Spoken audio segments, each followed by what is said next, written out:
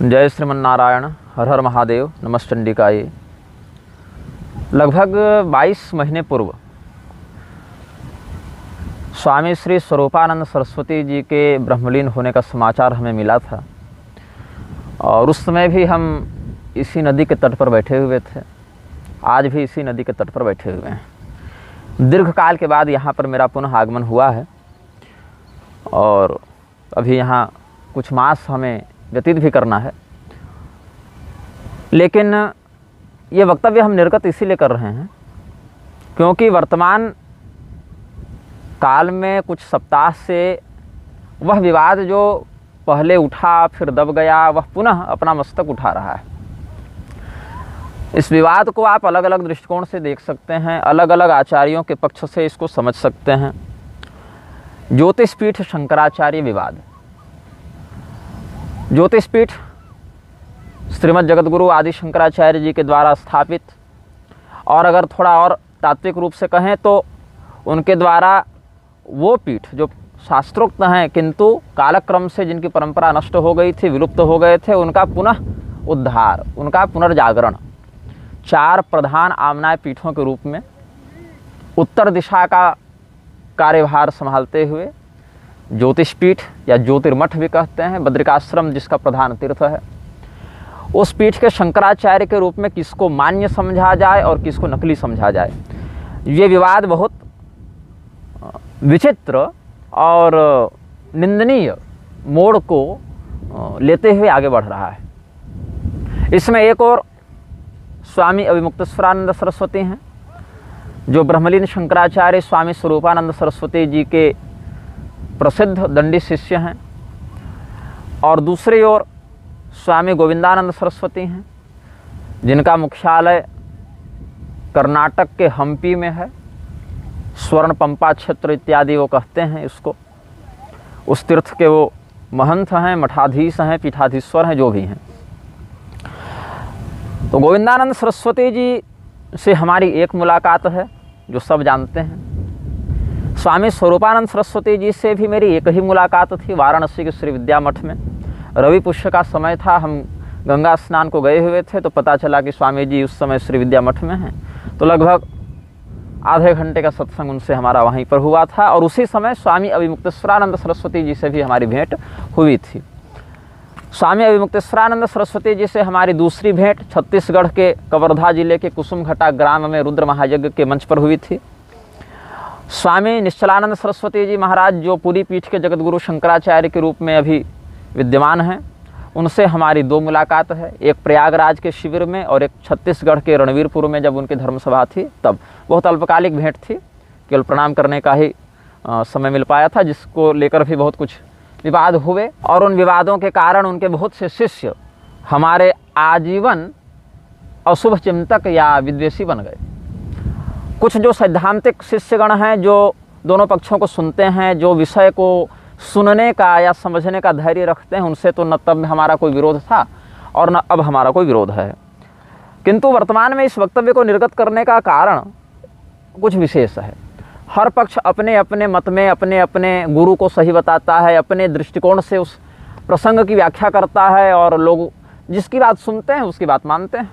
हमें भी बहुत से लोग व्यक्तिगत रूप से या सार्वजनिक रूप से संदेश और टिप्पणी में ये कहते रहते हैं कि इस प्रकरण में आप अपना वक्तव्य निर्गत करें।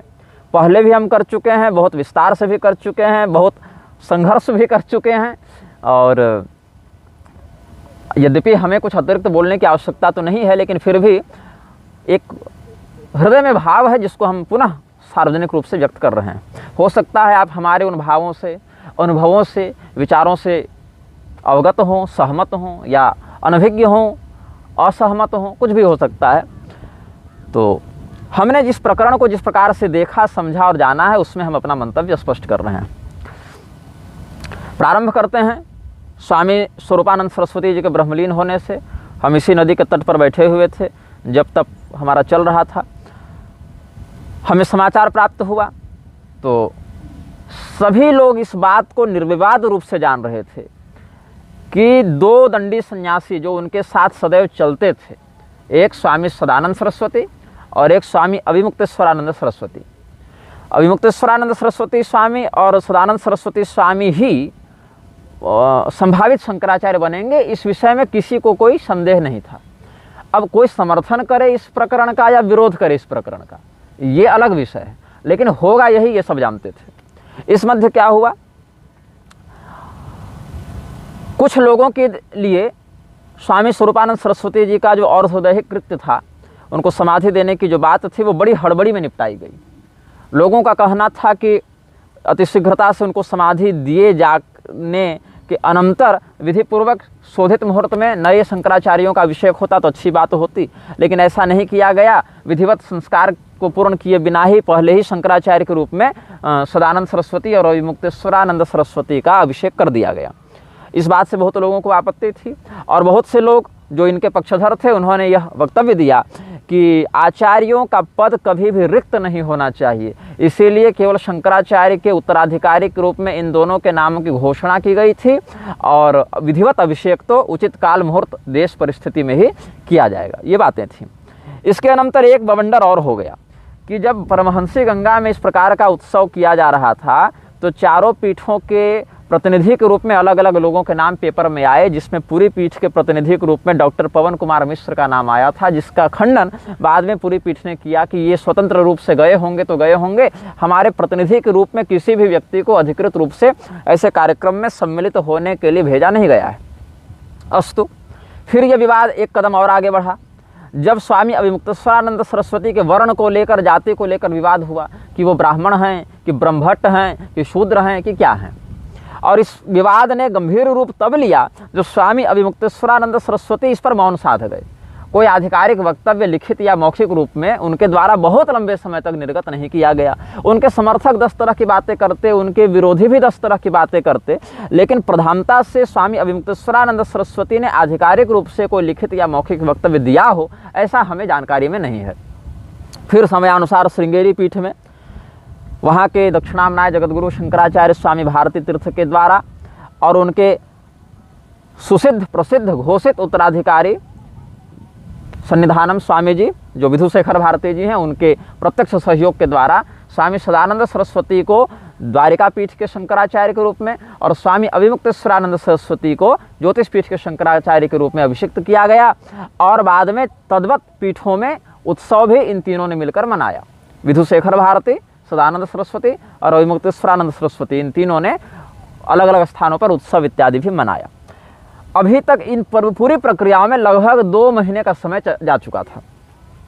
अब इसमें एक पक्ष और निकल कर आता है स्वामी गोविंदानंद सरस्वती का। स्वामी गोविंदानंद सरस्वती के अनुसार वे स्वामी स्वरूपानंद सरस्वती जी के दंडी शिष्य हैं और स्वामी अभिमुक्तेश्वरानंद सरस्वती के पक्षधरों के अनुसार ऐसा नहीं है, अपितु गोविंदानंद सरस्वती जी स्वामी अमृतानंद सरस्वती जी के शिष्य हैं, जो कि स्वामी अभिमुक्तेश्वरानंद सरस्वती के शिष्य हैं और स्वामी अभिमुक्तेश्वरानंद सरस्वती द्वारिका के ब्रह्मलीन शंकराचार्य जी के शिष्य हैं। अब इसमें कुछ लोगों को आपत्ति हो सकती है कि ब्रह्मलीन शंकराचार्य स्वरूपानंद सरस्वती जी 2 पीठों के शंकराचार्य रहे, ज्योतिष पीठ और द्वारिका पीठ। इस विषय पर पूरी पीठ के शंकराचार्य जी ने भी आपत्ति की थी। मैं भी सैद्धांतिक रूप से यही मानता हूँ कि 4 शांकर पीठों के 4 ही आचार्य होने चाहिए। एक पीठ पर 2 आचार्य की नियुक्ति या 2 पीठ पर 1 आचार्य की नियुक्ति को हम मठामनाय के अनुशासन के अनुकूल नहीं समझते हैं। जो हमारी बुद्धि है उसके अनुसार ऐसी बात है। अब पुरी के शंकराचार्य जी भी इसी मत का प्रसार और व्याख्यान करते हैं, किंतु इन विषयों पर हम आगे आएंगे। पहले हम यह बता दें कि द्वारिका के शंकराचार्य के रूप में सदानंद सरस्वती का जब अभिषेक किया गया, उसके ही कुछ आगे पीछे के काल में यह चित्र सार्वजनिक हुआ कि गोविंदानंद सरस्वती ने स्वामी सदानंद सरस्वती को दंडवत प्रणाम किया है। वो चित्र भी सार्वजनिक है। वो चित्र हमने नहीं खींचा, हमने नहीं वायरल किया, पहले से वो चित्र सार्वजनिक पटल पर उपलब्ध था। और यह भी सार्वजनिक आया कि स्वामी अभिमुक्तेश्वरानंद सरस्वती अपने, अब सिंहासन तो नहीं था लेकिन एक बढ़िया कोई उच्चासन ही था, और उस पर बैठे हैं और स्वामी गोविंदानंद सरस्वती उनको दंड प्रणाम कर रहे हैं। ये वीडियो भी सबसे पहले गोविंदानंद सरस्वती के ही फेसबुक से डाला गया था, वहीं से सब लोगों ने प्राप्त किया और बाद में उन्होंने डिलीट कर दिया उस वीडियो को उस अपने फेसबुक से और कहा कि लोगों ने छल से वो वीडियो रिकॉर्ड कर लिया और इधर उधर वायरल कर दिया। तो क्या छल से रिकॉर्ड किया हुआ वो वीडियो उन्होंने छल से आपके ही फेसबुक अकाउंट पर आप ही के नाम से डाल दिया क्या?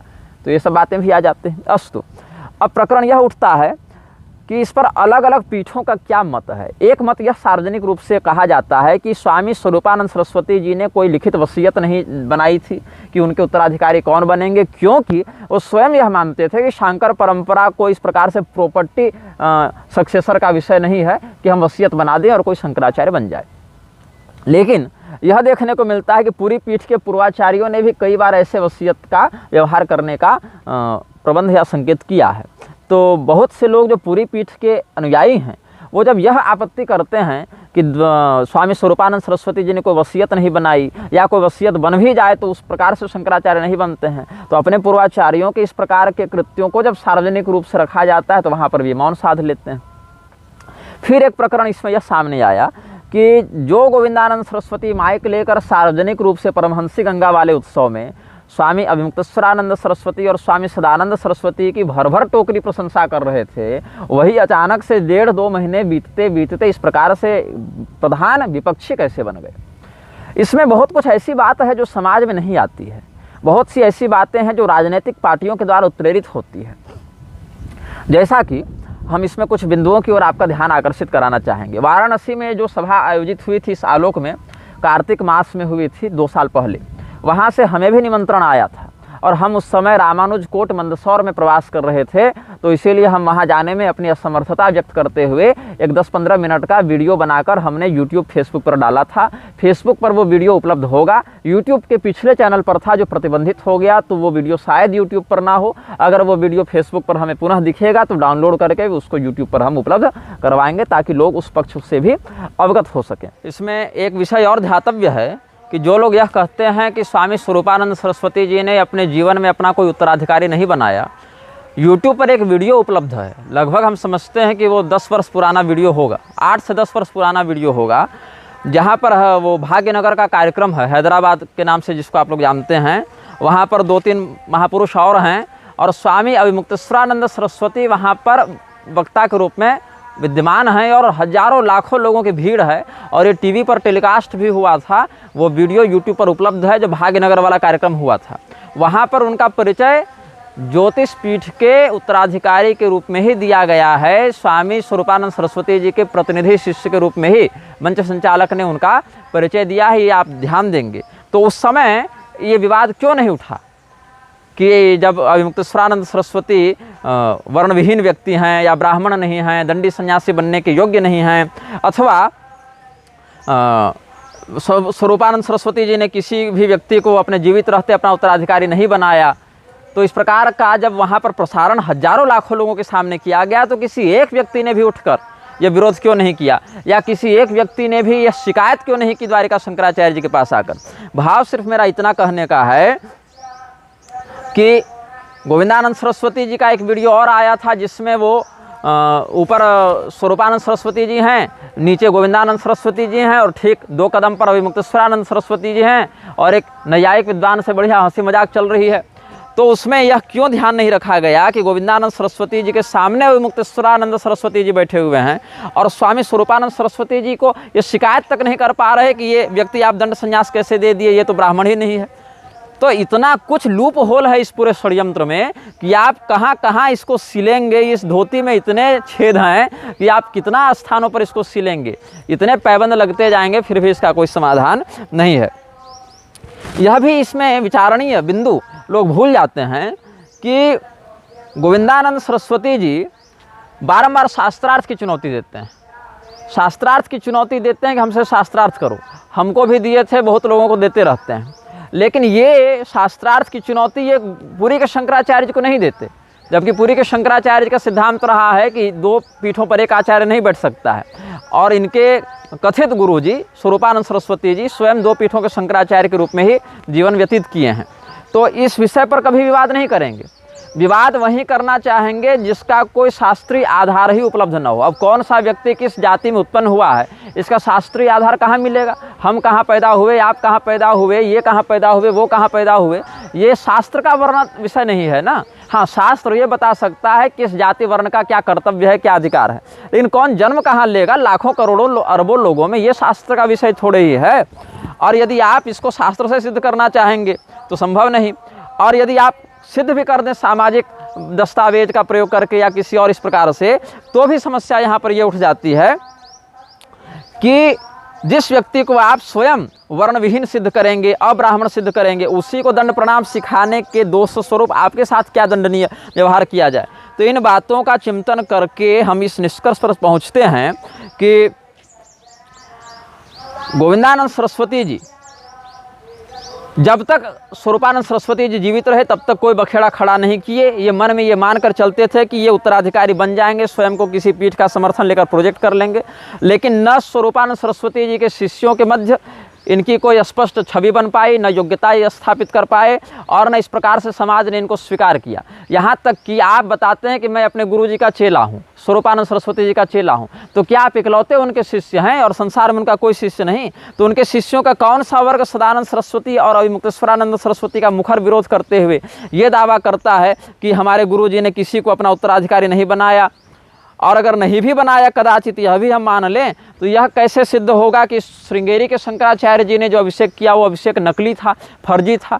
और यदि वो फर्जी अभिषेक था, नकली अभिषेक था, तो नकली शंकराचार्य बनाने के दंडस स्वरूप, दो आमना पीठों को विकृत करने के दंडस स्वरूप श्रृंगेरी के शंकराचार्य जी के ऊपर क्या कार्रवाई हो जाएगी, क्या उनका बहिष्कार किया जाएगा? लेकिन ये ध्यान न पुरी वाले रखते हैं, पुरी वाले शंकराचार्य जी के अनुयायी भी नहीं रख रहे हैं, न गोविंदानंद सरस्वती जी इस प्रकार का कोई ध्यान रख रहे हैं। तो इसीलिए ये पूरा का पूरा विषय ही इतना उलझा हुआ है, गोलमोल है, कि बाहर से कोई समाधान हो नहीं सकता जब तक सारे पक्ष के लोग एक स्थान पर बैठकर इन सारे विरोधाभासी बिंदुओं पर विचार न कर लें और कोई ठोस सार्वजनिक मंच पर इस प्रकार का परिचर्चा का व्यवहार न कर लें। पूरी पीठ के ट्विटर हैंडल से, जो अब एक्स कंपनी के नाम से जाना जाता है, पहले जिसका नाम ट्विटर था, बाद में एलोन मस्क ने उसको खरीद के उसका निजीकरण किया था अपने अधिग्रहण कंपनी में, तो ट्विटर पर एक ट्वीट किया गया था कि वर्णविहीन व्यक्ति का और अराजकता के पक्षधर व्यक्ति का इस प्रकार से समर्थन करना श्रृंगेरी के अपकर्ष का द्योतक है। कुछ ऐसी शब्दावली थी उस ट्वीट में। मैं हो सकता है शब्दावली में कुछ ऊपर नीचे बोल रहा हूं, लेकिन भाव ये था कि श्रृंगेरी के पीठ ने जिन लोगों का समर्थन शंकराचार्य के उत्तराधिकारी के रूप में किया है, अभिनव अभिषिक्त शंकराचार्य के रूप में किया है, वो वर्णविहीन व्यक्ति हैं, अराजकता के पक्षधर हैं, और इसीलिए अगर उनका समर्थन श्रृंगेरी की पीठ करेगी तो ये उसके अपकर्ष का द्योतक है, पतन का द्योतक है। ये ट्वीट किया गया था। अब ये ट्वीट किसने टाइप किया मैं देखने नहीं गया, लेकिन इस प्रकार के वक्तव्यों के समर्थक वक्तव्य स्वामी निश्चलानंद सरस्वती जी, जो पुरी के मान्य शंकराचार्य हैं, उनके द्वारा मीडिया को दिए गए साक्षात्कारों में कहा गया है या सार्वजनिक व्याख्यानों में कहा गया है, जिसके संदर्भ के साथ मीडिया ने प्रसारित किया, और हृषिकेश ब्रह्मचारी इत्यादि लोगों के द्वारा भी कहा जाता रहा है। अब इसमें मैं आपको वह प्रसंग ध्यान में डालना चाहूँगा जब स्वामी अभिमुक्तेश्वरानंद सरस्वती पुरी पीठ गए थे। ये लगभग 7-8 वर्ष पहले की बात है, और पुरी के ही आधिकारिक फेसबुक पेज से उनका चित्र और उनके आगमन की सूचना प्रसारित की गई थी, जहाँ पर पुरी के शंकराचार्य जी का वो अभिनंदन कर रहे हैं, पुरी के शंकराचार्य जी भी उनसे स्वागतपूर्ण व्यवहार कर रहे हैं, और वहाँ पर यही लिखा गया था कि ब्रह्मलीन तो नहीं हुए थे उस समय, मतलब शंकराचार्य स्वामी स्वरूपानंद सरस्वती जी के दंडी सन्यासी शिष्य जो हैं अभिमुक्तेश्वरानंद सरस्वती, वो आए हैं। तो इसका अर्थ है कि कम से कम 2017-18 तक पुरी के लोग यह मानते थे, किंवा पुरी के शंकराचार्य जी भी यह मानते होंगे कि ये कम से कम दंडी सन्यासी तो हैं। शंकराचार्य के रूप में योग्य है कि नहीं वो बाद का विषय है, कम से कम ये न्यूनतम अर्हता कि वो दंडी सन्यासी हैं, इस बात को पुरी के शंकराचार्य या उनके उस समय के पक्षधर मानते थे। अगर नहीं मान रहे होते तो उनको वहीं से नहीं प्रवेश करने दिया जाता, या अगर किंबा प्रवेश कर भी गए तो भोजन पानी कराकर भेज दिया जाता, ये आधिकारिक प्रसारण नहीं किया जाता कि ये दंडी सन्यासी हैं। और पुरी के शंकराचार्य जी का एक वीडियो पेजावर स्वामी जी के साथ हमने देखा था, जहाँ पर वो विश्वेश तीर्थ जी जो मध्व संप्रदाय के आचार्य थे, उनको वे बता रहे थे कि स्वामी अभिमुक्तेश्वरानंद सरस्वती को पुरी के वर्तमान शंकराचार्य जी तब से जान रहे हैं जब वो 7 वर्ष के थे। तो यह प्रश्न भी उठता है इसमें कि जिस व्यक्ति को आप 7 वर्ष की अवस्था से जान रहे हैं, क्या 7 वर्ष का बालक अपनी जाति वर्ण के विषय में झूठ बोलकर आपके पास आया था? और यदि वो व्यक्ति झूठ बोलकर आया था तो आपको इस बात का बोध कब हुआ कि वो व्यक्ति वर्णविहीन है? क्योंकि यदि आपको इस बात का बोध पहले हो गया था कि वो व्यक्ति ब्राह्मण नहीं है, तो आपने स्वरूपानंद सरस्वती जी को आधिकारिक रूप से कब ये चेताया, सतर्क किया कि ये व्यक्ति दंड संन्यास का अधिकारी नहीं है, इसीलिए आप इसको दंड संन्यास मत दीजिए? ऐसा कोई रिकॉर्डेड वक्तव्य हो, कोई आदेश हो या निवेदन हो या कुछ भी हो, धर्मादेश हो, तो आप उसको बताएं। लेकिन अभी तक तो ऐसी कोई बात नहीं आई है। पुनश्च एक बिंदु यह भी ध्यातव्य है कि यदि आप नहीं कह पाए स्वरूपानंद सरस्वती जी को, इस विषय में आपको समय नहीं मिला, इच्छा नहीं मिली, या कोई आपसी अनबन हो गई, कोई भी विडंबना हो गई, तो कम से कम यदि आपको ही यह जानकारी थी, इस बात का बोध था, चूँकि आप कह चुके हैं कि 7 वर्ष की अवस्था से आप जान रहे हैं, तो यदि आपको इस बात का बोध था कि वो ब्राह्मण नहीं है, तो दंडी सन्यासी की हैसियत से आप उनका स्वागत क्यों कर रहे थे पीठ में? अनेकानेक अवसरों पर उनके साथ मंच साझा किया गया है, उनके साथ स्वामी स्वरूपानंद सरस्वती जी और निश्चलानंद सरस्वती जी बैठे हुए हैं और उनका आरती मंगल स्वामी अभिमुक्तेश्वरानंद सरस्वती कर रहे हैं, इसके वीडियो सार्वजनिक रूप से उपलब्ध हैं। तब आपको आपत्ति कर देनी थी कि आपका ये जो चेला आरती लेकर खड़ा है ये ब्राह्मण नहीं है, इसको आपने दंड संन्यास देकर गलत किया, ये वहीं कह देना था। क्योंकि स्वामी निश्चलानंद सरस्वती जी की जो छवि है वो बिल्कुल निर्भीक और स्पष्टवादी व्यक्ति की है। वो लाग लपेट करके वक्तव्य नहीं देते हैं, इसके लिए ही उनकी विशेष प्रतिष्ठा है कि जो बोलते हैं खरी खरी बोलते हैं, निर्भयतापूर्वक बोलते हैं।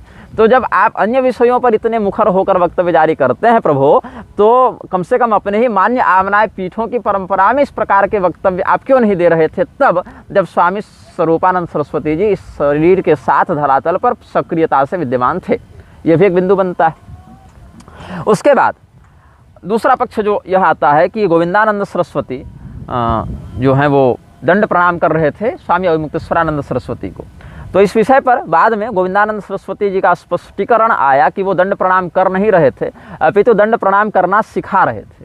तो ये बताइए हमको, ये कौन से सिखाने की विधि है कि सीखने वाला व्यक्ति ऊपर ऊंचे आसन पर बैठा हुआ है और जो सिखा रहा है वही जमीन पर खड़ा होकर सिखा रहा है? तो क्या गोविंदानंद सरस्वती, अच्छा ये वीडियो कब का है? ये वीडियो तब का है जब स्वरूपानंद सरस्वती जी इस शरीर से, इस धरातल पर विद्यमान नहीं थे, ब्रह्मलीन हो चुके थे, शरीर छोड़ चुके थे। तो ये बताइए कि गोविंदानंद सरस्वती जी का दंड संन्यास कब हुआ और अभिमुक्तेश्वरानंद सरस्वती जी का दंड संन्यास कब हुआ? दंड संन्यास के क्रम में तो अभिमुक्तेश्वरानंद सरस्वती जी का दंड संन्यास पहले हो चुका था। और यदि गोविंदानंद जी की बात भी मान लें कि वे स्वरूपानंद सरस्वती जी के ही शिष्य हैं, दंडी शिष्य हैं, तो दीक्षा क्रम में भी स्वामी अभिमुक्तेश्वरानंद सरस्वती जी गोविंदानंद सरस्वती जी से वरिष्ठ हुए, वरिष्ठ गुरु भाई हुए। तो एक वरिष्ठ गुरु भाई को आप दंड प्रणाम करना सिखा रहे हैं, वो भी इस दावे के साथ कि वो व्यक्ति ब्राह्मण नहीं है, दंड संन्यास का अधिकारी नहीं है, इसी बात का न विवाद है। तो ये बताइए कि यदि दंड संन्यास का उनको अधिकार ही नहीं है, तो ऐसे अनधिकारी के सामने ऐसे रहस्य का उपदेश करना किस संन्यास मर्यादा के अंतर्गत विहित है?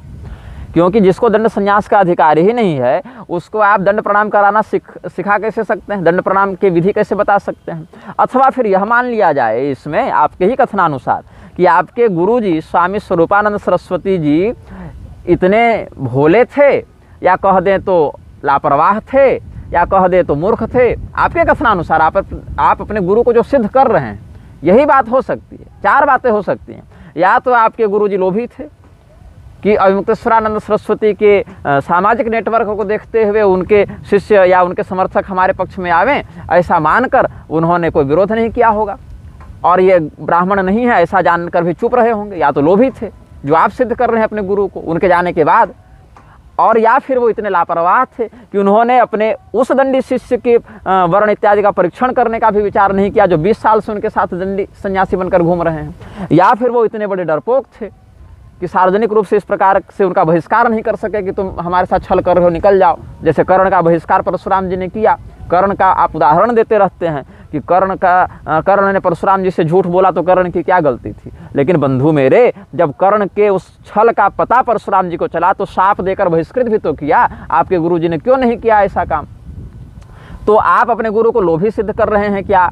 आप अपने गुरु को लापरवाह सिद्ध कर रहे हैं क्या? आप अपने गुरु को भयभीत सिद्ध कर रहे हैं क्या? अथवा आप ये सिद्ध करना चाहते हैं कि आपके गुरु को पता ही नहीं था, होश ही नहीं था कि किसको संन्यास दिया जाता है और किसको नहीं? कुल मिला के आप अपने गुरु को क्या सिद्ध करना चाह रहे हैं? क्योंकि यदि आपके कथनानुसार स्वामी अभिमुक्तेश्वरानंद सरस्वती ब्राह्मण नहीं हैं और आपके ही कथनानुसार आप उनको दंड प्रणाम करना सिखा रहे थे, तो ये कैसे संभव है कि जिसको आप इतना बड़ा धर्मवेत्ता मानते हैं, 2-2 पीठ का शंकराचार्य मानते हैं, वो व्यक्ति अपने ही दंडी शिष्य को 20 वर्षों में दंड प्रणाम करना भी नहीं सिखा पाए कि उनके जाने के बाद आपको सिखाना पड़ा। और वो भी ऐसे व्यक्ति को सिखा रहे हैं जिसको आप स्वयं दंड संन्यास का अधिकारी नहीं मानते, और सिखाने के समय वो ऊंचे आसन पर बैठा हुआ है व्यक्ति और आप नीचे खड़े हैं। तो मतलब आप जनता को क्या समझते हैं, कितना निम्न स्तर का मूर्ख समझते हैं कि झुंझुना पकड़ा देंगे और जनता जी गुरुजी करते फिरेगी। तो कहीं आप जो बातें कह रहे हैं उससे आपको ही गुरुद्रोह का पाप तो नहीं लग रहा। ऊपर से पूरी पीठ के चेलों के साथ एक विडंबना और है, ये स्वामी सदानंद सरस्वती और स्वामी अभिमुक्तेश्वरानंद सरस्वती को प्रामाणिक शंकराचार्य नहीं मानते, जबकि श्रृंगेरी ने अभिषेक किया है, लेकिन यही लोग श्रृंगेरी के शंकराचार्य को प्रामाणिक मानते हैं। तो भाई मेरे, आप यदि श्रृंगेरी के शंकराचार्य जी को प्रामाणिक मानते हैं तो उनके द्वारा अभिषिक्त इन लोगों को प्रामाणिक क्यों नहीं मानते?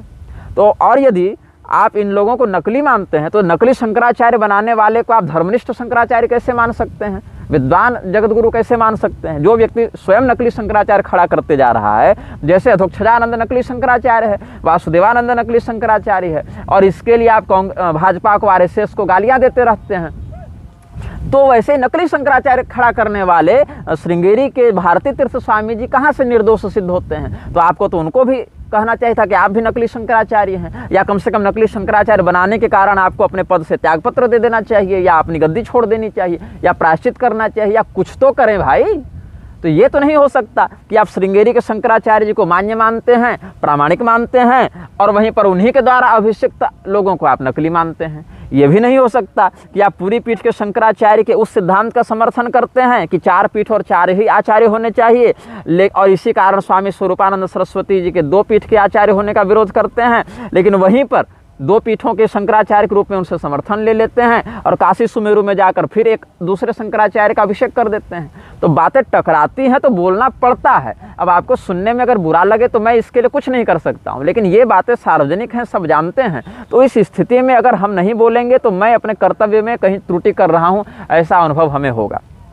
मैं अभिमुक्तेश्वरानंद सरस्वती के समर्थन में ये वीडियो नहीं बना रहा हूँ, मैं ये वीडियो केवल जनता को ये स्पष्ट करने के लिए बता रहा हूँ कि कहाँ कहाँ कौन से घटनाक्रम में क्या क्या गड़बड़ी है, कहाँ पर कौन से विषय उलझ रहे हैं। अन्यथा ज्योतिष पीठ के शंकराचार्य के रूप में यदि अभिमुक्तेश्वरानंद सरस्वती को नकली मानते हैं गोविंदानंद सरस्वती, तो मुझे ये बताइए कि वासुदेवानंद सरस्वती को क्या मानते हैं, प्रज्ञानानंद सरस्वती को क्या मानते हैं? क्योंकि ये दोनों भी तो अपने आप को ज्योतिष पीठ का शंकराचार्य ही बताते फिरते हैं, और प्रज्ञानानंद तो चलो कल का बच्चा है, कल शंकराचार्य बन के हम भी बनवो करके घूम रहा है। लेकिन कम से कम वासुदेवानंद सरस्वती का विवाद तो स्वामी स्वरूपानंद सरस्वती के समय से चलता आ रहा है।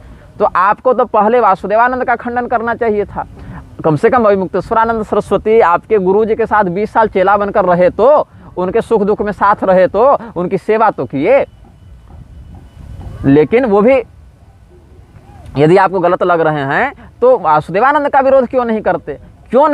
क्योंकि जिस ट्रस्ट में वासुदेवानंद ट्रस्टी हैं वहीं पुरी के शंकराचार्य भी ट्रस्टी हैं, और वहीं पर पुरी के शंकराचार्य जी का समर्थन भी आपको प्रत्यक्ष या परोक्ष रूप से प्राप्त होता रहा है। आपने अभी वहां बयान जाकर दिया है, वक्तव्य दिया है जन्मदिन वाले उत्सव में कि हमारे गुरु जी ब्रह्मलीन शंकराचार्य स्वामी स्वरूपानंद सरस्वती जी ने हमें यह परोक्ष आदेश दिया था कि मेरे दोनों पीठों की जिम्मेदारी तुम पूरी के शंकराचार्य जी को सौंप देना। जबकि वहीं पर श्रृंगेरी के लोग दावा करते हैं कि ये वचन उन्होंने श्रृंगेरी के शंकराचार्य जी से लिया था कि आप अभिषेक करेंगे। फिर एक पक्ष निकल कर आता है कि नहीं, भारत धर्म महामंडल को अधिकार मिला था जिसके अध्यक्ष पुरी के शंकराचार्य होते हैं। तो कुल मिला के मठों का जो विवाद है इतना गलत स्तर पर चला गया है कि आम जनमानस भ्रमित होता है, और जिसकी श्रद्धा जिस आचार्य के प्रति है उसके प्रति वह अपनी श्रद्धा दिखाता है, बाकियों को गाली देता है। मैंने स्वामी अभिमुक्तेश्वरानंद सरस्वती का समर्थन किया गो रक्षा वाले आंदोलन में, मंदिर रक्षा वाले काशी इत्यादि का आंदोलन में हमने समर्थन किया, और भी अन्यान्य विषयों में हमने समर्थन किया, और हमने अन्यान्य विषयों में विरोध भी किया। जब शूद्र के वेदाधिकार पर उन्होंने कहा, अभी मुसलमानों के वो फल दुकान और होटल के बाहर और दुकानों के बाहर नेम प्लेट लगाने वाले विषय पर हमने कहा कि उनका वक्तव्य गलत था। कल के ही साक्षात्कार, परसों के ही साक्षात्कार में हमने कहा था। और उसके साथ साथ हमने इस बात पर भी आपत्ति व्यक्त की थी कि वो अतीक अहमद इत्यादि के संदर्भ में वो जो बयान जारी कर रहे थे, तो वो सब में भी हमने विरोध किया। मुरारी बाबू के साथ मंच साझा करने पर, कुमार स्वामी जैसे पाखंडी के साथ कार्यक्रमों में आने जाने पर, या साथ में बैनर पोस्टर पर हमने सदानंद सरस्वती का भी विरोध किया है। और पुरी के शंकराचार्य जी के साथ भी हमारा सबरी प्रकरण को लेकर, गौतम बुद्ध प्रकरण को लेकर, पीठ परंपरा को लेकर विरोध रहा है, ये भी सार्वजनिक विषय है। और श्री राम मंदिर प्रकरण में या शासन तंत्र के शोधन में, अन्य अनेकानेक प्रकल्पों में हमारा उनके साथ बिल्कुल निर्विरोध निर्विवाद संबंध रहा है, ऐक्य संबंध रहा है, हमने खुलकर उनका समर्थन किया है। तो मैं किसी का सगा नहीं हूँ और किसी का द्वेषी नहीं हूँ। जो बात जैसी दिखती है और जिस बात पर हमें लगता है कि ये बात बिल्कुल स्पष्टतया धर्म सम्मत है, तो बिना कहे अपने जीवन को खतरे में डालकर भी हम समर्थन करते हैं। और जहाँ पर लगता है कि ये बात हमें स्वयं को संतोषजनक नहीं लग पा रही, स्वयं हमारे मन में वो बात खटक रही है और शास्त्रीय वचन इस बात का विरोध स्पष्टतया कर सकते हैं, तो वहाँ पर अपने वक्तव्य को हम विरोधात्मक शैली में भी प्रस्तुत करते हैं। तो एक तरफ पुरी के शंकराचार्य जी कहते हैं 4 पीठ 4 आचार्य होने चाहिए, वहीं पर स्वरूपानंद सरस्वती जी से 2 पीठों की ओर से एकल समर्थन ले लेते हैं। गोविंदानंद सरस्वती ये मानते हैं कि 2 पीठ पर एक ही आचार्य हो सकते हैं, जैसा कि स्वरूपानंद सरस्वती जी थे। लेकिन इस विषय पर पुरी के शंकराचार्य जी से कभी वो शास्त्रार्थ करने का साहस नहीं करते। पुनश्च गोविंदानंद सरस्वती ये मानते हैं कि ज्योतिष पीठ के शंकराचार्य के रूप में श्रृंगेरी के द्वारा अविमुक्तेश्वरानंद सरस्वती का अभिषेक करना गलत था। लेकिन श्रृंगेरी के शंकराचार्य जी नकली शंकराचार्य बनाने वाले हैं, ऐसा कह के उनके बहिष्कार की घोषणा ये नहीं करते। कई बार दबे चुपे करते भी हैं तो बाद में क्षमा भी मांग लेते हैं। तो कुल मिला के ये विवाद केवल और केवल हमें सत्ता का विवाद लगता है कि किसी प्रकार से हम उस गद्दी को प्राप्त कर लें, किसी प्रकार से हम भी एक आमनाय पीठाधीश्वर बन जाएं। और इसमें जो राजनीतिक पार्टियां हैं वो उसका बड़ा कुचक्र है, क्योंकि जब तक स्वामी स्वरूपानंद सरस्वती जीवित थे, ज्योतिष पीठ और द्वारिका पीठ दोनों में आरएसएस अपना घुसपैठ नहीं कर पाया। पुरी के शंकराचार्य जी उतना महत्व देते नहीं इन लोगों को। व्यक्तिगत रूप से किसी को बुला लें, कहीं चले जाएं, अलग बात है, लेकिन सैद्धांतिक रूप से मुखर होकर इनका विरोध उन्होंने कई बार किया है, हर पार्टी का समय अनुसार किया है। तो और कांग्रेस के नेताओं के नज़दीकी थी स्वरूपानंद सरस्वती जी के साथ, ये भी सार्वजनिक विषय है। और इसमें क्या हो जाता है कि 2 धड़े हो जाते हैं। कांग्रेस वाले द्वारिका और ज्योतिष पीठ की तरफ चले जाते हैं और भाजपा वाले वहाँ घुसपैठ करना चाहते हैं। पुरी वाले दोनों के पक्ष से कुछ कुछ बातें डांट कर, कुछ बातें प्रेम से समझाते हैं। और श्रृंगेरी का तो सिद्धांत है कि जिसकी सरकार रहेगी वही सही है।